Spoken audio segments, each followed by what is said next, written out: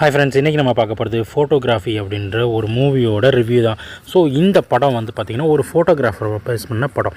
So அதாவது தன்னோட வாழ்க்கையில் பெஸ்ட்டு ஃபோட்டோ ஒன்று எடுக்கணும் அப்படின்னு சொல்லிட்டு அந்த ஃபோட்டோகிராஃபர் அவங்க அம்மா கிட்ட சொல்லிவிட்டு எங்கே போகிறாரு அப்படின்னா நம்ம தமிழ்நாட்டில் இருக்கிற மதிக்கட்டான் சோலை அப்படின்ற ஒரு ஏரியாவுக்கு போய் அங்கே வந்து இருக்கிற டார்க் ஃபாரஸ்ட்டுக்குள்ளே போய் ஒரு ஃபோட்டோ எடுக்க போகிறேன் அப்படின்ட்டு போகிறாரு.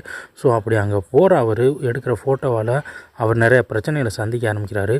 உள்ளே போகிற அந்த மதிக்கட்டான் சோலை பற்றின அவர் டீட்டெயில் அப்டேட் பண்ணாலும் அதெல்லாம் யார் சொன்னாலும் கேட்காம அந்த சோலைக்குள்ளே நுழைஞ்சிடறாரு. அதுக்கப்புறம் அவருக்கு என்ன நடக்குது, அந்த அவர் ஃபோட்டோ எடுத்தாரா, அந்த தீலூட்டக்கூடிய மதிக்கட்டான் சோலையில் என்ன இருக்குது அப்படின்றத சொல்கிறதுக்கு ரொம்ப பயங்கரமாக ட்ரை பண்ணியிருக்காரு நம்ம டைரக்டர். அப்புறம் ஆக்டர் அண்டு எல்லாமே, இயக்குனர்லேருந்து எல்லாமே இவர் தான்.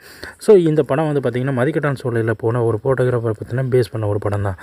இந்த மதிக்கட்டான் சோலை பற்றின உண்மையான நிகழ்வும் இதே மாதிரி தான் இருக்குது. ஸோ இந்த படம் வந்து உள்ளே போய் மாட்டின அந்த ஃபோட்டோகிராஃபர் நல்லா ஃபோட்டோ எடுத்தாரா, அவங்க அம்மாவோட ஆசை நிறைவேற்றினாரா அப்படின்றதான் படத்தோட மீதி கதை.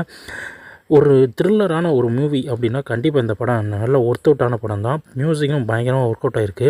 ஒரு கட்டத்தில் தான் ரொம்ப கஷ்டப்படும் போது அம்மா அவங்களுக்கு ஹெல்ப் பண்ணுற மாதிரியான ஒரு ஃபேஸும் இருக்குது. ஒரு அம்மா மகன் பாசம், அதுக்கப்புறம் தன்னோட லட்சியத்தில் ஜெயிக்கிறதுக்கு ட்ரை பண்ணுற ஒரு இளைஞன், இதுதான் இந்த படத்தோட பேஸ். படத்தோட கதை ரொம்ப சூப்பராகவே ஒர்க் அவுட் ஆகிருக்குன்னு சொல்லலாம். ஸோ இந்த படம் சூப்பரான படம் தான். அடுத்த படத்தில் மீட் பண்ணலாம். நன்றி, வணக்கம், பாய்.